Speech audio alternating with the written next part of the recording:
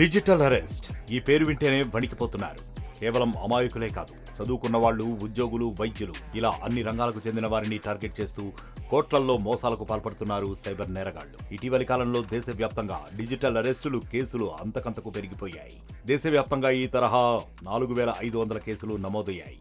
Digital arrest పేరుతో దుండగులు ప్రభుత్వాధికారులుగా నటిస్తూ ప్రజలను మోసం చేస్తున్నారు. 2023 నుంచి సైబర్ నేరగాళ్లు ఈ తరహా మోసాలకు పాల్పడుతున్నారు. సైబర్ సెల్ డేటా ప్రకారం 2024వ సంవత్సరంలో కేవలం 4 నెలల్లోనే దాదాపు 1777 కోట్ల రూపాయలు సైబర్ మోసాల కారణంగా పోగొట్టుకున్నారు. అందులో 120 కోట్ల రూపాయలు కేవలం డిజిటల్ అరెస్ట్ స్కామ్ వల్ల కోల్పోయారు అంటే దీని తీవ్రత ఎంతలా ఉందో అర్థం చేసుకోవచ్చు. Hello sir. या विजय. Yes sir. तो ये वेरिफिकेशन पॉलिसी आपने आपको वेरीफाई कर लिया है. तो अभी मैं आपको स्टेटमेंट लाइन से कनेक्ट करूंगा. वहां पर मुझे बताइए क्लियर आपके साथ हुआ गया है और उसके बिहाफ पे आपके आधार कार्ड मिसयूज की कंप्लेंट रजिस्टर की जाएगी और आपको यहाँ से कंप्लेंट कॉपी प्रोवाइड की जाएगी. ओके, सो आप मेरे साथ लाइन पर रहिए. ठीक है सर. డిజిటల్ అరెస్ట్ స్కామ్ లో సామాన్యులకు పోలీస్, ఈడీ, సిబిఐ అధికారులమని చెప్పుకుని మనీ లాండరింగ్, డ్రగ్స్ లాంటి కేసులతో బెదిరించి బ్యాంకు ఖాతా వివరాలు సేకరించి మోసాలకు పాల్పడుతున్నారు.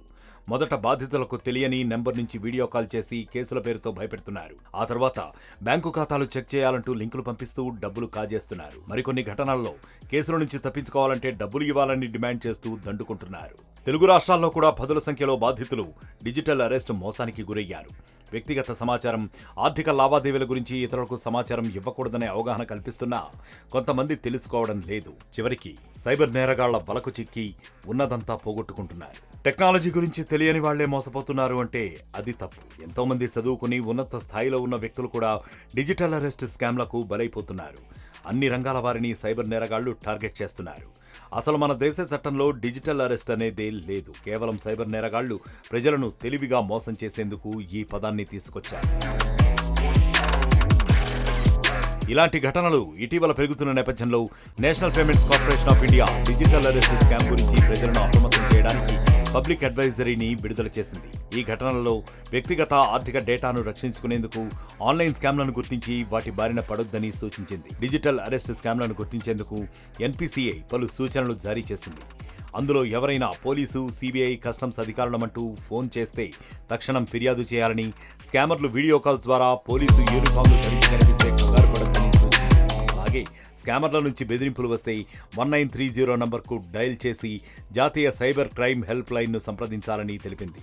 స్కామర్ల బెదిరింపులకు లొంగి వ్యక్తిగత సమాచారం, బ్యాంకు ఖాతా, ఇతర లావాదేవీల వివరాలు ఇవ్వొద్దని, చెల్లింపులు లాంటివి అస్సలు చేయొద్దని పేర్కొంది.